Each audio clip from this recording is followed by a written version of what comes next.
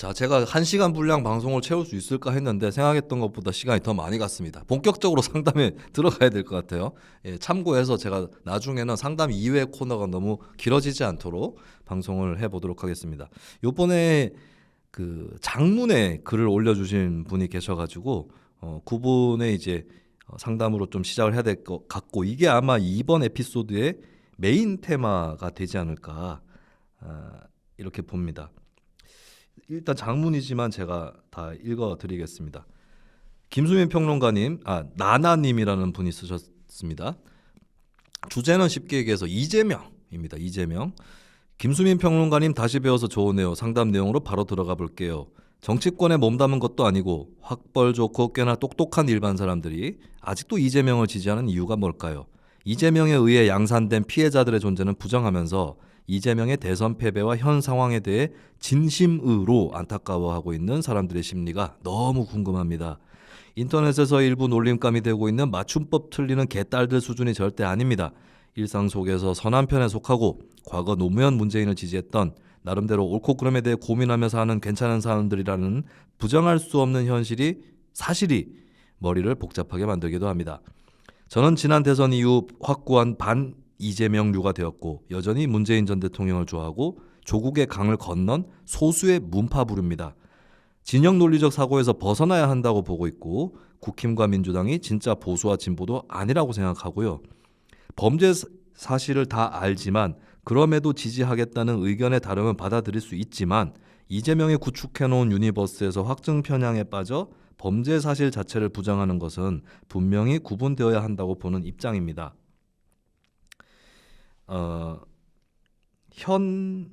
현실에서라는 것의 오탈자인가요? 현에서 직접 대화를 시도해 본 적도 있지만 꽤 다수인 그들은 그들끼리 대화하면 되기 때문에 소수인 반이재명파의 핵아싸의 의견 따위는 궁금해하질 않거나 사회생활 속의 조심스러운 관계라 딥한 정치 논쟁을 벌일 수 없었던 경우도 상당 부분 있고요. 김수민 평론가님의 날카로운 분석을 기대해 봅니다 하셨습니다. 민주당 지지층이 이제 세대적으로 40대 많죠. 그리고 50대도 좀 많은 편이고요. 그리고 화이트 칼라라든지 이쪽이 좀 많은 편이에요. 그리고 그 대선 주자라든지 정치인에 대한 호감도 조사를 합니다. 지지도하고는 좀 다르죠. 호감도는 딱 한 사람을 거명하면서 이 사람 호감입니까? 비호감입니까? 주로 한국갤럽이 자주 조사를 하는데 보통 요즘 정치인들이 40을 넘기기 어려워요. 100에 40을 넘기기가 어렵습니다. 35 정도면 선방했다. 뭐 이렇게 해도 볼 수 있어요. 근데 이게 연령별 성별로도 다 나오거든요. 사실 20대 30대에서 호감도 높은 정치인은 별로 없습니다. 20대 30대에서는 다들 낮은 편이고 홍준표 대구시장이 이제 20, 30대 남성을 축으로 해서 좀 높은 편이에요. 그리고 안철수 의원 같은 경우는 지난 대선 때는 고르게 올라갔는데 지금 또 고르게 떨어진 그런 상황이고, 정의당의 심상정 의원 같은 경우는 이제 20, 30대 여성에서는 높은 편인데 기본적으로 40, 50대까지 여성에서 높아요. 심상정 의원은. 근데 남성에서는 전 세대에서 또 낮은 편입니다. 그럼 이재명 대표는 어떠냐? 이재명 대표는 20, 30대에서 낮아요. 네, 남성 여성 둘 다 좀 낮은 편입니다. 근데 유독 40대가 확 올라가요. 40대에서 50이 넘어요, 호감도가. 네. 그게 이제 세대적 특징이 있습니다. 민주당 세대라고 불러도 좀 무방할 정도의 세대가 40대인데 40대는 사실 20, 30대 입장에서는 민주당이 정권 잡는 것도 봤잖아요, 최근에. 그래서 그놈이다라는 생각이 좀 있습니다. 20, 30대는. 그리고 5, 60대도 그놈이다라는 생각이 좀 있어요. 근데 40대는 기본적으로 기득권 세력이라고 했을 때 국민의힘이에요, 그냥. 기득권 세력은. 그게 있고 그다음에 40대 사람들이 정치에 관심을 갖기 시작할 때, 보통 이제 정치에 관심을 갖기 시작할 때가 언제냐고 했을 때 20살을 지목하시는 분들이 있는데 저는 오히려 30살 정도를 봐야 된다고 봐요. 취직을 하고 이럴 때 결혼이라든지 뭐 내 집 마련이라든지 이런 거로 들어가는 때가 중요해요. 근데 그때 40대 입장에서는 이명박 박근혜 정부였거든요. 그리고 그것도 있었죠. 지금의 40대 상당수가 20대 때는 그렇게 정치에 관심이 깊지 않았습니다. 오히려 30 넘어가면서 생긴 사람들이 많은데 그때 나왔던 현상들이 낙곰수예요. 그리고 그 전에 노무현 전 대통령 서거한 거 이런 것들 영향이 워낙 커서 이제 국민의힘은 기득권 집단이고 그래도 민주당은 개혁 집단이다 이런 게 있는 겁니다. 그 상황에서 이제 이재명으로 지금까지 흘러온 건데 사실 이재명 대표도 40대 지지를 좀 잃었어요. 지난 대선 때 40대 투표율이 50대에 비해서 많이 떨어집니다. 예전보다 떨어졌어요. 그러니까 차마 국민의힘은 못 찍겠고 이재명 못 찍겠다. 왜냐? 예전에 이제 민주당 지지층 입장에서 특히 도덕성에서는 자신들이 우위라고 믿어 의심치 않았거든요. 근데 이재명 대표는 의심스럽다는 겁니다. 그 점에서는 이분이 생각하시는 만큼의 막 도덕적으로 이런 부분에 대해서 신경 쓰지 않는다라고 하는 거는 또 사실이 아닌 측면도 있고요. 그리고 지난 대선 때 출구조사 KBS, SBS, MBC가 투표하고 나오는 사람들을 상대로 출구조사를 했는데 당신이 찍은 후보에 대해서 만족하십니까? 라고 물었습니다. 반이 만족한다고 했고 반이 불만족스럽다고 했습니다. 자신이 지지한 후보에 대해서. 자, 근데 내가 불만족스러운데 이 후보를 찍었어요. 왜 찍었을까요? 다른 후보는 더 싫기 때문입니다. 당선 가능성이 없거나 아니면 그 1번 입장에서는 2번 너무 싫고 2번 입장에서는 1번이 너무 싫은 사람이 쉽게 얘기해서 투표한 사람의 반이라는 거예요. 그러면은 저는 윤석열이 대통령이 되든 이재명이 대통령이 되든 지지율이 25%까지 떨어질 수 있는 개연성이 있다. 제가 이거 대선 때도 얘기를 했었어요. 왜냐하면은 자, 자기를 안 찍은 사람, 그러니까 1번이든 2번이든 안 찍은 사람들은 이미 다 등을 돌리고 시작을 해요. 시작할 때. 지난 대선의 후과가. 그래서 지지율이 50% 나온 겁니다. 윤 대통령 처음에. 근데 저는 이재명 대표가 됐어도 마찬가지였을 거라고 보고. 근데 찍은 사람들도 반은 불만족스러웠다면 그 사람들이 다 등 돌린다 했을 때 쉽게 생각해서 2분의 1 곱하기 2분의 1 하면 4분의 1 되는 거죠. 그럼 대통령 지지율 25% 되는 건 1도 아니었다는 겁니다. 이재명 대표가 되더라도. 그렇기 때문에 이재명 대표가 얻었던 지지 이런 것들은 상당수가 어쩔 수 없이 찍은 사람들도 이제 섞여 있다는 것을 우리가 좀 유념을 할 필요가 있겠죠. 그리고 이분이 이제 확증 편향에 대한 얘기를 하셨어요. 근데 본인께서 조국의 강을 건넌 문파다라고 표현을 하셨는데 언제 건너셨나요? 그거는 모르겠어요. 제가 속단하지 않겠습니다. 근데 이재명 싫어서 등 돌린 민주당의 일부 그 부류 분들은 조국 전 장관에 대해서 등을 돌리고 손절한 지 그리 오래되지 않았어요. 작년 대선 시즌 때였습니다. 특히 그 사건 있죠. 조 전 장관이 민주당 경선 끝나고 다 단합하자라고 했을 때 이제 반이재명 민주당 지지층에서 화가 나서 뭐 조국 책을 불태운다거나 이런 사건들이 있잖아요. 그러면 이제 사실 조국 사태에 관련해서는 그 반이재명 쪽도 당당하게 얘기할 수는 없지 않을까요? 그리고 이낙연 후보를 많이 지지를 했는데 이런 분들이 이낙연 후보가 뭐라 그랬습니까? 조국 전 장관에 대해서 사모펀드 다 무죄 났다라고 거짓말을 했어요. 예. 그게 제가 무슨 얘기를 하려냐면 너희도 이재명 지지자랑 똑같아 이런 얘기를 하려는 게 아니라 사실 국민의힘 쪽도 마찬가지입니다. 뭐 굳이 사례를 따지자면 저는 참고로 이재명을 찍은 사람들이 모두 같다. 이낙연을 지지한 사람들이 모두 같다. 윤석열을 지지한 사람이 모두 같다. 이준석을 지지한 사람이 모두 같다. 이렇게 생각 전혀 안 합니다. 그 안에서도 엄청 다양해요. 예, 그 사람들이 모두 같은 사람이었으면 저는 죽었을 겁니다. 네. 그렇기 때문에 저는 누구를 지지했다고 해서 그것으로 그 사람에 대해서 평가절하 하지는 않습니다. 여러 맥락이 있는 것이고 저도 대선 끝나고 제 주변에서 윤석열 또는 이재명을 찍은 수많은 사람들을 봤어요. 근데 각각의 좀 차이들이 있었고 찍는 거에 대해서는 뭐 인간적으로 이해를 못할 바는 아니다라고 생각했습니다. 근데 이런 확증 편향은 여러 지지층에 걸쳐져 있는 거거든요.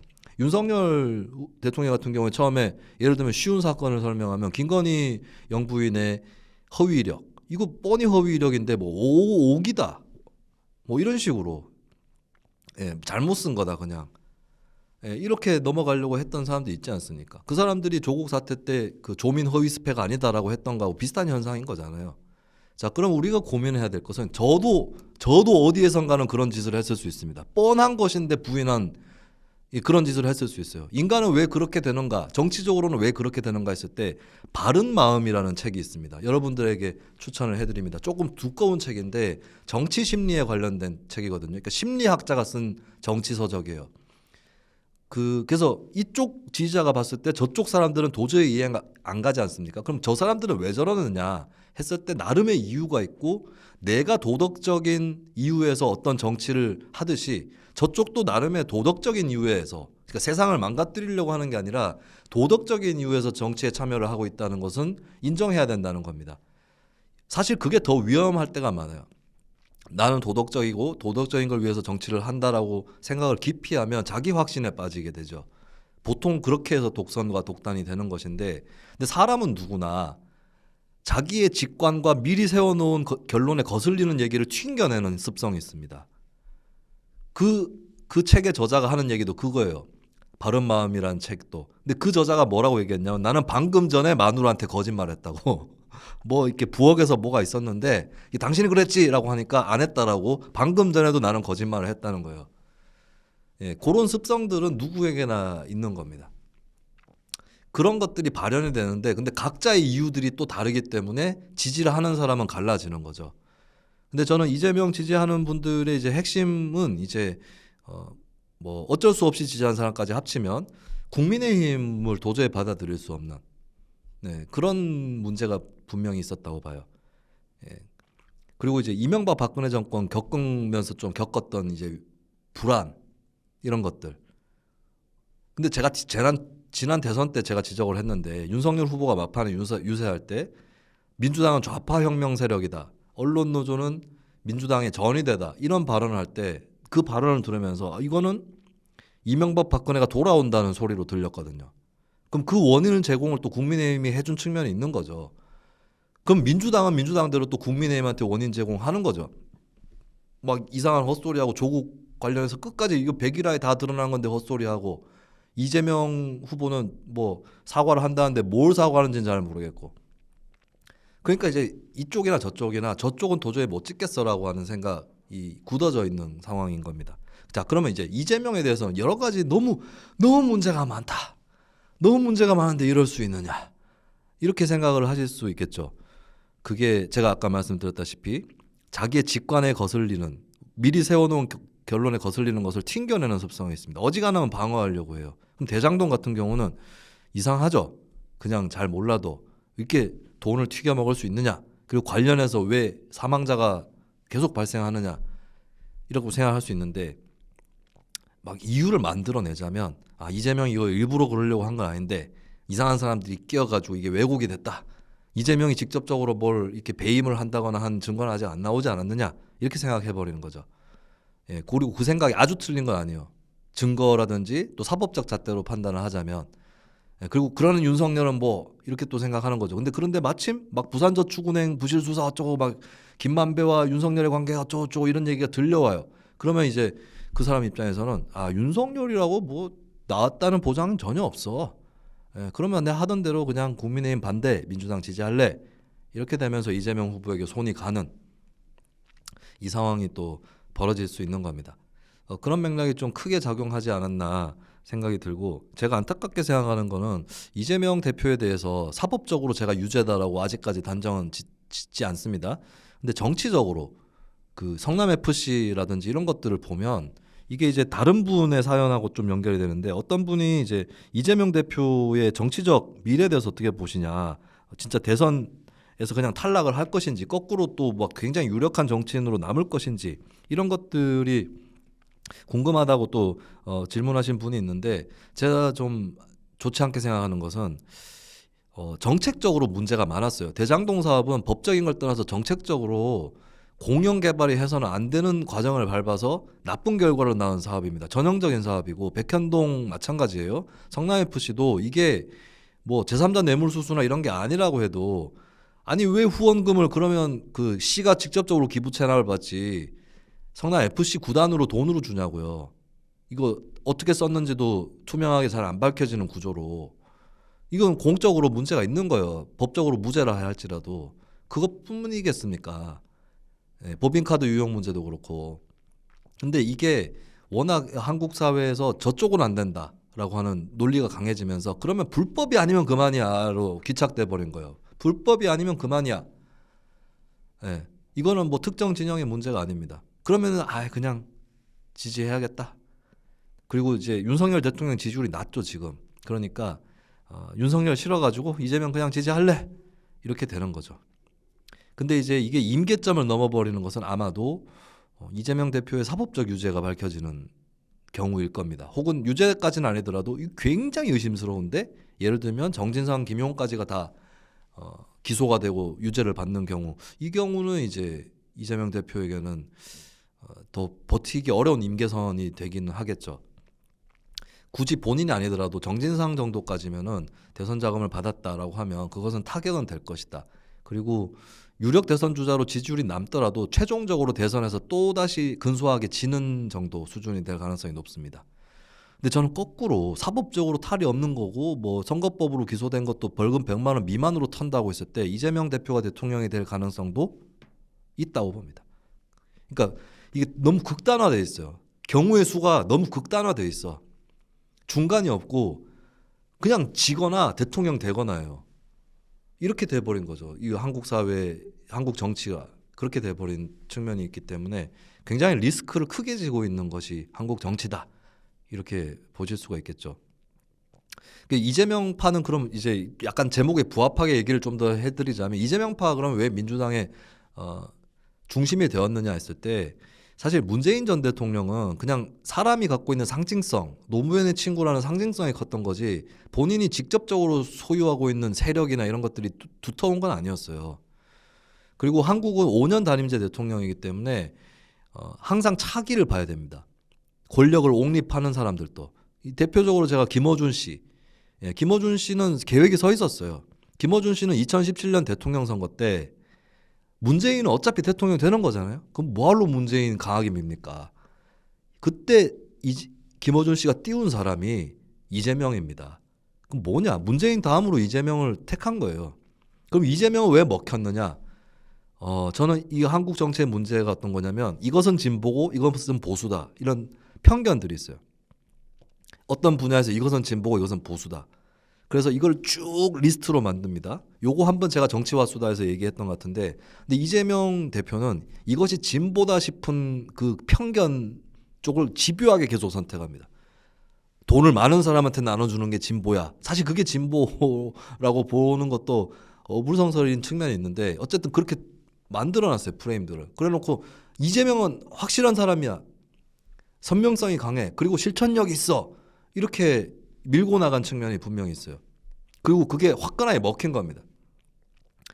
외연 확장성을 떠나서 일단 화끈하게 먹혔고, 그 다음에 뭐 시장이나 도지사 시절에 그때는 또 유능하다는 코드로 홍보를 많이 했었죠. 그런 것들도 중도층한테 먹힌 측면이 분명히 있었던 거죠. 그러면서 특히 이제 안희정, 뭐 박원순 이런 주자들도 이렇게 탈락되는 과정에서 이제 본인이 그냥 중심으로 들어 앉은 거예요. 그게 굉장히 단선적인 가치관, 단선적인 막 그 서사가 있어요. 그들의 서사가. 민주당 오로지 핍박을 받아왔고 검찰 때문에 탄압받아왔고 이런 서사가 있고 그렇기 때문에 사정없이 밀어붙여야 된다. 심지어는 노무현의 방법도 부정합니다. 노무현의 어떤 정당과 의회 이런 민주주의 가치관도 부정하면서 밀어붙여야 된다. 이게 이제 화끈하게 소비가 되는 거죠. 그리고 저는 이 특징도 있다고 봐요. 저는 솔직히 제 그 주변 친구들 중에 20대 때 뭐 그렇게 진보적이지 않았는데 막 이재명파 되고 조국파 되고 이런 친구들이 있어요. 제 친구들 중에 오히려 10대 때부터 좀 정치에 관심이 있고 진보적이었던 애들은 대부분이 조국 전 장관 때 등을 돌렸습니다. 지금도 진보예요. 그 친구들도. 근데 그래도 민주당 지금 저 따위로 하면 안 된다라고 생각해요. 근데 꼭 조금 늦가기로 이렇게 들어온 애들이 이재명 좋아하고 조국 좋아하고 하더라고요. 근데 저는 딱 짚은 게 얘네들은 노무현보다 이재명을 좋아한다. 왜냐? 노무현은 조금 이렇게 도덕주의적인 게 있잖아요. 근데 이재명은 그거 없어요. 지지자들이 봐도 별로 없어. 그냥 이득이 되면 하는 사람입니다. 그러니까 저는 민주당을 지지한다고 해서 자기는 도덕적이고 남들보다 이상을 추구한다고 생각하면 안 된다고 봐요. 그러니까 국민의힘 지지자도 마찬가지겠지만. 근데 민주당 지지층의 강성 지지층은 그런 생각이 너무 강해요. 한편으로는. 근데 그러면서도 이득은 챙기고 살아야 되잖아요. 그리고 자기가 맞다고 생각하는 거는 수단 방법 안 거리고 추진해야 되잖아요. 거기 이재명이 부합하는 겁니다. 수단이 목적을 정당화하는 게 아니라 목적으로 수단을 정당화할 수 있다고 생각하는. 그러니까 어떤 분들은 이게 뭐 주체사상, 뭐 이런 거에서 원인을 찾으시는 분들이 있는데 저는 박정희 시대에서 원인을 찾습니다. 주사파라고 하는 사람들도 청소년기를 박정희 때 보냈어요. 그 박정희 때 철학이 뭐였습니까? 먹고 살려고 하면 다른 거는 뭐 희생돼도 된다는 거였잖아요. 마찬가지죠. 예. 우리가 추구하는 목적이 옳기 때문에 수단은 뭘 해도 뭐 상관이 없다. 원래 이렇게 사는 거다. 이런 생각을 갖고 있고 사실 이런 생각을 갖고 평상시에 살면 편하죠. 이기적으로. 그거를 코드를 건드린 거예요. 이재명이. 예. 노무현과 같은 그런 사고하고 거리가 멀고 그다음에 문재인이 갖고 있는 그 외양, 점잖은 외양조차 없는 그냥 진짜 그 바지 내린 것 같은 예, 그 이재명이 마음에 드는 군중 심리가 또 있는 겁니다. 예, 그런 것들을 이겨낼 수 있는 주자가 민주당이 없었다라고 하는 거. 민주당이라고 하는 당은 강성 지지층을 갖고 있지만 정당으로서는 이렇게 막 무르익었다고 보기는 어렵거든요. 우리나라의 정치 자체가 그런데 그걸 이제 딱 치고 들어와서 에너지를 갖고 치고 들어와서 이제 민주당의 중심이 됐다라고 하는 겁니다. 그러면 이제 아마 지금 사연을 주신 이분이 하셔야 될 것은 좀 길게 보시거나 해서 근데 이게 오래 가지 않아요. 우리나라의 특징이 정치의 특징이 특정한 애들이 계속 해먹는 것 같지만 어느 순간에 되면 다 몰락해 버립니다. 예, 그러면 그 전철을 밟아요. 오히려 이재명 대표가 대통령이 되면 그 전철을 밟을 수도 있습니다. 저는 사실 누가 대통령이 돼도 두렵지 않다는 얘기를 지난 대선 때 많이 했었거든요. 대통령이 되면은 그때부터 불행 시작이에요. 사실 우리나라의 체제에서 윤 대통령도 보세요. 지지율 이렇게 추락을 했고 그럼 이재명 대표가 대통령 돼가지고 뭐 그렇게 잘 되겠습니까? 정치 잘하는 사람이 와도 힘든 상황인데 예, 그러면 결국에는 몰락을 하게 돼 있거든요. 그러면은 그 뒤를 준비하는 것도 필요하지 않을까. 여러 가지 선택지는 물론 있을 수 있습니다. 당을 옮긴다거나 새로운 당을 만드는 것도 선택일 수 있고 아니면 민주당에서 기다리면서 계속해서 문제 제기하고 이렇게 가면 안 된다. 우리가 민주당 역사에서 이렇게까지 그 타락한 적이 있었냐? 문제 제기하다가 예, 그 때를 기다려서 이제 새로운 당의 어떤 주류가 되는 걸 기다려 보실 수도 있겠죠. 근데 이럴 때 중요한 거는 이 경우에 국한되는 건 아니지만 어떤 환멸이라든지 이런 것들에 사로잡히지 않는 것이 상당히 중요하다. 예, 그 마음 감정적인 게 되게 중요해요. 감정 소모가 심해 버리면 안 됩니다. 근데 어떤 분들은 감정 소모를 심하게 해야 내가 희생을 하는 거고 세상을 바꿀 수 있다고 생각하거든요. 안 됩니다. 자기만 바뀝니다. 세상이 바뀌는 게 아니라 자기만 변질됩니다. 감정 소모가 심하면 예, 한번 빠기치기 시작하면 내가 싫어하는 대상이 생겼을 때 다 반대로 하게 돼 있어요. 그럼 자기가 원래 추구했던 것도 안 하게 되는 거죠. 거꾸로 하게 되는 거죠. 근데 그런 식으로 살다 보면은 이제 감정대로 소모되고 되는 건 잘 없고 악순환이 되는 거죠. 그럼 자신만 망가진다. 그래서 감정 소모를 좀 줄일 필요가 있다. 라고 하는 것입니다. 이 시간이 이제 뭐 벌써 1시간이 다 돼버렸는데 요런 사연이 왔어요. 요게 지금 제가 방금 말씀드린 거하고 맞닿아 있는 건데 쿼카 인규 윤리위 님께서 생방송으로 평론을 하실 때 상대 패널에 대해 어떤 생각을 하시는지 궁금합니다. 특히 상대방이 말도 안 되는 말을 하는 것 같다고 느낄 때 어떻게 마인드 컨트롤 같은 걸 하시나요? 라고 하셨거든요. 별 생각 없습니다. 저는 상대방에 대해서 저는 사실 악플을 막 많이 읽고 저에 대한 악플도 많이 읽고 이제 싸우는 것도 마다하지 않는 사람이기 때문에 별의별 꼬라지들을 다 봤거든요.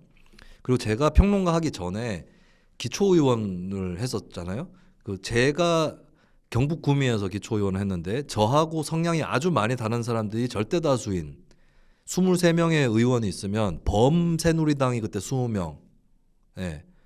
그리고 민주당 1명, 민주노동당 1명, 그리고 저 이렇게 23명이 있는 상황이었어요. 예. 근데 거기서도 제가 맞춰 나갈 건 맞춰 나가면서 뭐 제가 사실 업적이 좀 많은 편입니다. 기초의원 중에서 소수파인데도 그런 활동을 했었고 많이 경험을 해봤죠. 어렸을 때부터 저는 제 주변의 어른들이 저하고 의견이 맞는 어른이 별로 없었어요. 그래서 말하는 것 자체에 대해서는 충격받지는 않습니다. 근데 가끔 실망할 때가 있어요. 저 패널이 저런 사람이 아닌데 왜 저렇게 얘기를 하나. 특히 대기실에서 우리는 보잖아요. 그러면 방송에서 보는 것보다 더 좋은 사람이 많습니다. 사실. 예, 거의 그랬던 것 같아요. 방송으로 보는 것보다 대기실에서 얘기할 때 더 훨씬 멀쩡하고 상식적이에요. 근데 이제 본인 먹고 사느라 눈치 보느라 소신 못 펴고 정답대로 얘기하고 한술 더 뜨고 이런 거 보면 인간적으로는 안타깝습니다. 왜 저러고 사나. 네. 근데 이제 뭐 그것 때문에 내가 막 환멸이 일고 막 감정적으로 갑자기 기분이 상하고 이런 거는 별로 없는 것 같아요. 제가 좀 20대였으면 모르겠는데 지금은 어느 정도는 중견 세대니까 그래서 크게 뭐 특별한 생각이 없고 마인드 컨트롤도 특별한 방법은 없습니다. 그리고 그 밑에 보면 코코벨님이 너무 기대됩니다. 치우치지 않는 냉정한 중도의 시각이 절실한 때입니다 하셨는데 저는 사실 제가 저의 정치 노선을 중도라고 얘기한 적은 없어요. 진보 보수는 이념에 대한 것인데, 그러니까 민주당이 진보고 국민의힘이 보수인데 둘 다 아니니까 중도 이거 아니거든요. 둘 다 아니라고 해서 다 중도는 아니에요. 보수인데도 둘 다 아닐 수도 있고 중도인데 둘 다 아닐 수도 있고 진보인데 둘 다 아닐 수도 있다.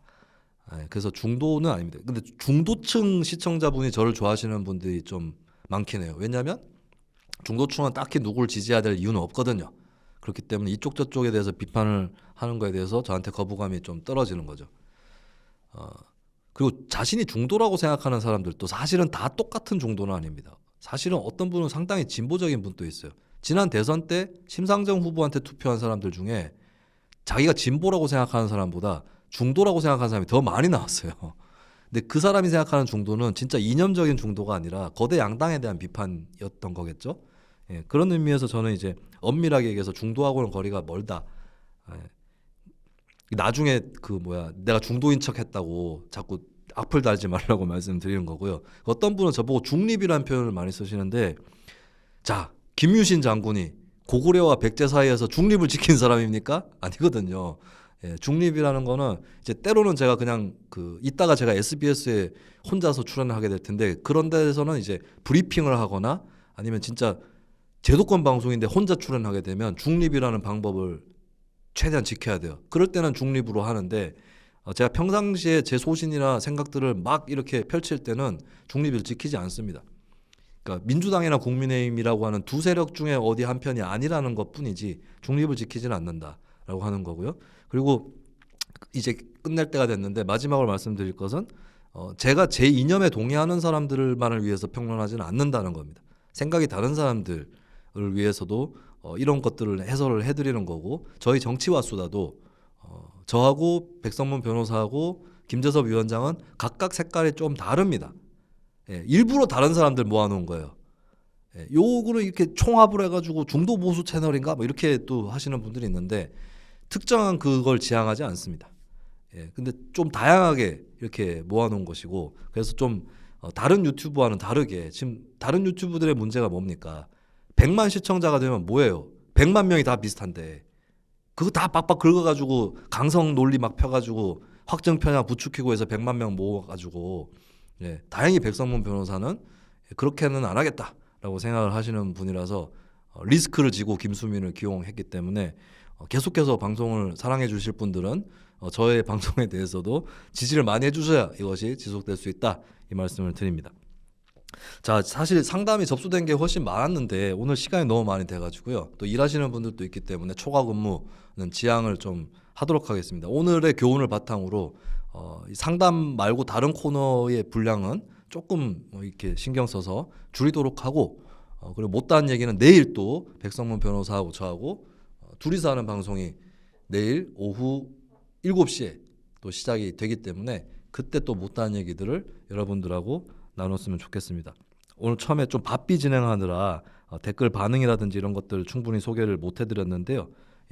다음에는 좀 이런 점들도 신경을 써서 더 진전되고 성숙한 방송 만들어 보도록 하겠습니다. 자, 그러면 저는 여기서 물러가도록 하겠습니다. 다음 주에 여러분들 다시 만나 뵙겠습니다. 안녕.